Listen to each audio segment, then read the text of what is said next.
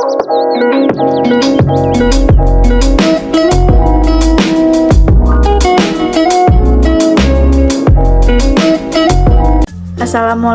warahmatullahi wabarakatuh.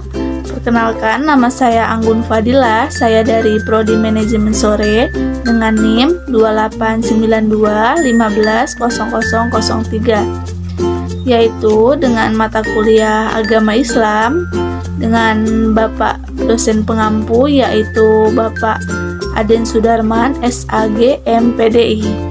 Di sini saya meraih semua buku yang berjudul Muamalah dalam Islam, terdiri dari 7 bab dan penerbit yaitu Nur Afifah SHI.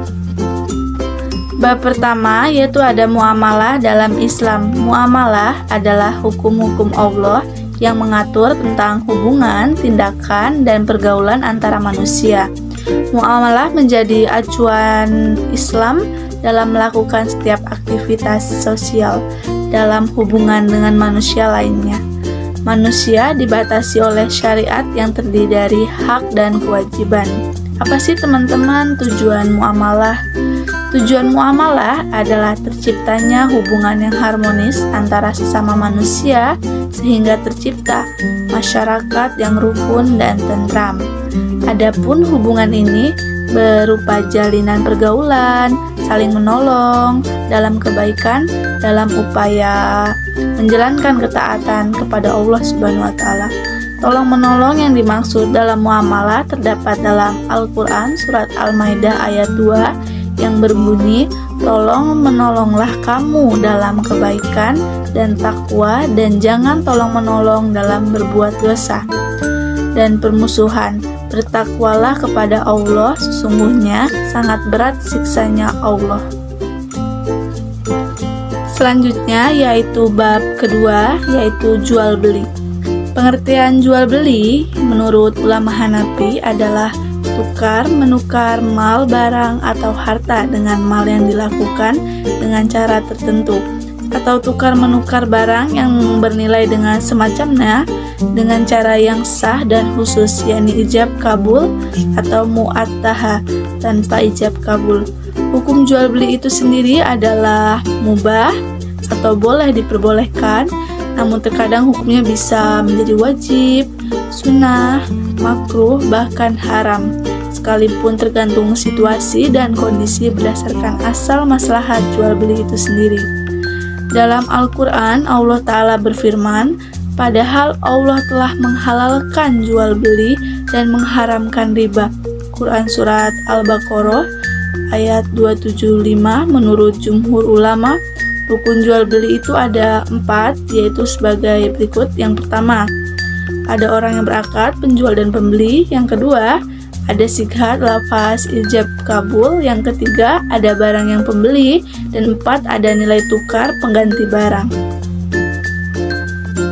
Lalu selanjutnya yaitu ada riba jual beli.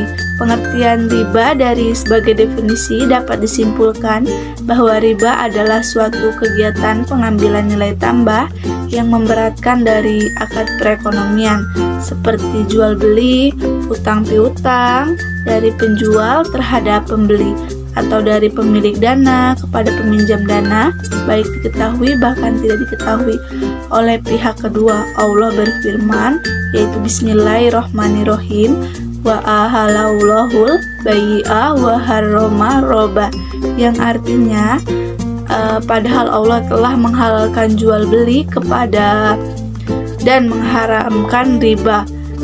Quran Surat Al-Baqarah ayat 275.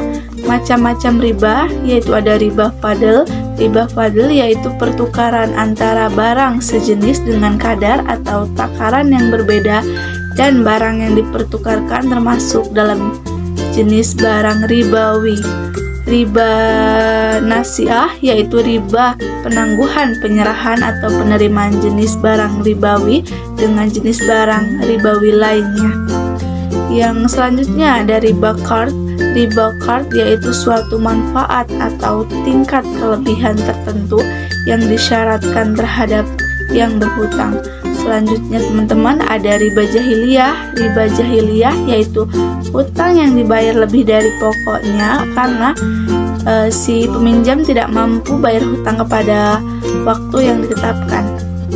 Selanjutnya yaitu bab ketiga, khiyar, yaitu hak pilih bagi penjual dan pembeli untuk melanjutkan atau membatalkan akad jual beli yang dilakukan. Khiyar terbagi menjadi tiga, yaitu yang pertama khiyar majlis, yaitu tempat transaksi jual beli, dan yang kedua khiyar syarat, yaitu kedua belah pihak atau salah satu berhak memberikan persyaratan khiyar dalam kurun waktu tertentu. Dan yang ketiga ada khiyar aib, yaitu hak pilih untuk meneruskan atau membatalkan akad dikarenakan terdapat cacat barang yang mengurangi harga jual belinya. Selanjutnya ada hikmah khiyar. Yang pertama, hindari terjadinya penyesalan pada penjual dan pembeli atau salah satunya.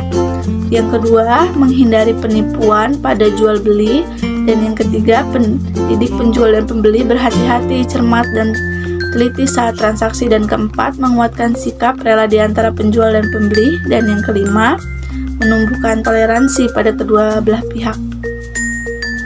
Selanjutnya yaitu ada bab 4, salam. Jual beli dengan akad salam adalah jual beli dengan sistem pesanan, yang artinya mengirim barang tidak secara langsung kepada waktu pemesanan, tetapi ditunda pada waktu tertentu yang telah disetujui kedua belah pihak.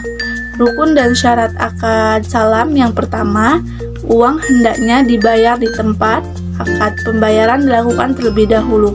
Yang kedua, barangnya menjadi hutang bagi si penjual. Dan yang ketiga, barangnya dapat diberikan sesuai waktu yang dijanjikan. Dan yang terakhir, yang keempat, ukuran barang jelas baik takaran, timbangan, atau bilangannya menurut kebiasaan cara menjual barang semacam itu. Selanjutnya yaitu ada bab 5, syuf'ah. Syuf'ah adalah pengambilan aset milik sekutu mitra usaha oleh sekutunya yang dijual dengan harga jualnya. Hukum syuf'ah: yang pertama, sah apabila sesuatu dengan ketentuan syariah. Dan yang kedua, tidak sah pada sesuatu yang bisa dibagi, tidak berlaku pada hal-hal yang bisa dibagi dan sudah ditentukan jalannya. Teman-teman, selanjutnya ada rukun syuf'ah. Ada 4, yaitu orang yang mempunyai hak pilih paksa. Dan yang kedua, objek syuf'ah, barang yang berhak dibeli dengan paksa. Dan yang ketiga, orang yang harus menjual barang syuf'ah. Dan yang keempat, cara melakukan syuf'ah. Selanjutnya yaitu ada bab ke-6, bentuk perekonomian dalam Islam. Yang pertama, syirkah. Syirkah menurut bahasa berarti al-ihtilah, yang berarti campuran atau percampuran. Demikian dinyatakan oleh Taqiyuddin.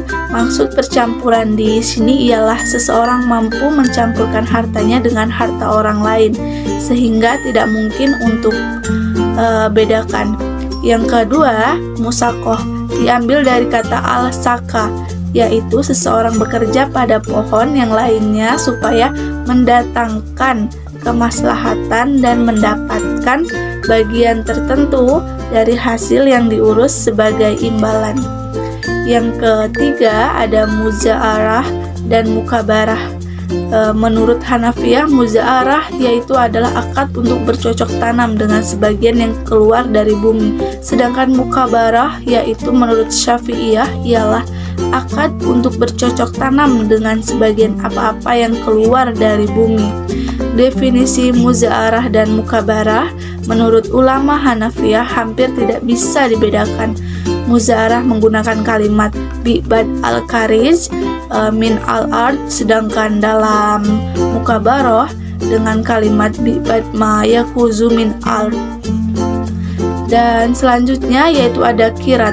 Sedangkan pengertian kirat hampir serupa dengan mudarabah, yaitu terciptanya akad antara pemilik modal dengan pengelola modal dengan syarat keuntungan di antara keduanya. Selanjutnya yaitu ada izaroh. Izaroh berasal dari bahasa Arab, yaitu memiliki makna imbalan atau upah, sewa, jasa. Sedangkan makna konteks dalam perbankan, ijarah adalah pemindahan hak guna suatu barang dengan pembayaran biaya sewa tanpa diikuti pemindahan kepemilikan atau barang tersebut. Lalu yang terakhir ada zi'alah. Zi'alah secara etimologis yaitu memberikan upah atau ja'al kepada orang yang telah melakukan pekerjaan untuknya. Lalu bab 7 yaitu bab terakhir teman-teman, yaitu ada bentuk pemindahan dan peredaran harta dalam Islam.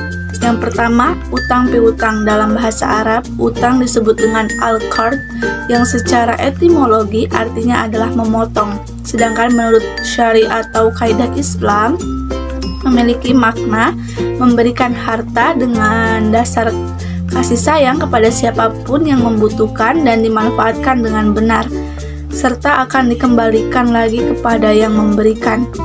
Selanjutnya yang kedua ada hiwalah. Hiwalah bermakna mengalihkan atau memindahkan.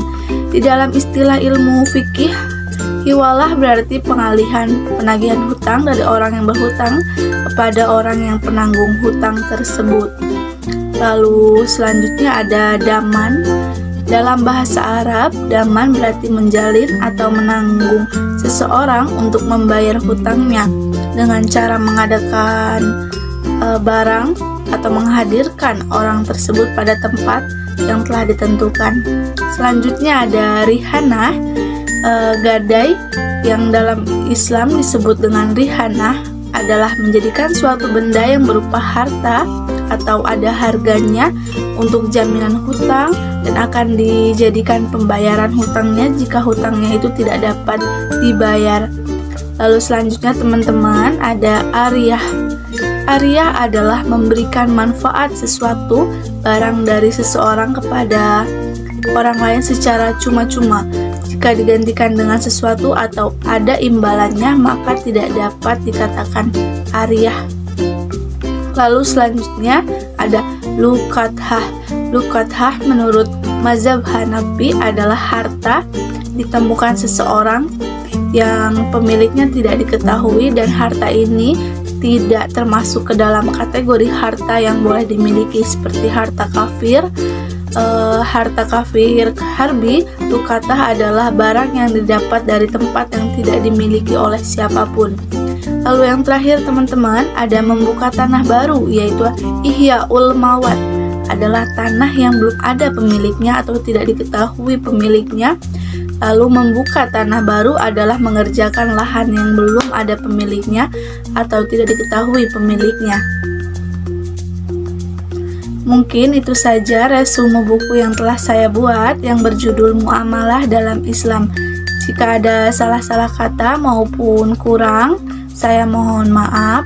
Wabillahi taufiq wal hidayah. Wassalamualaikum warahmatullahi wabarakatuh.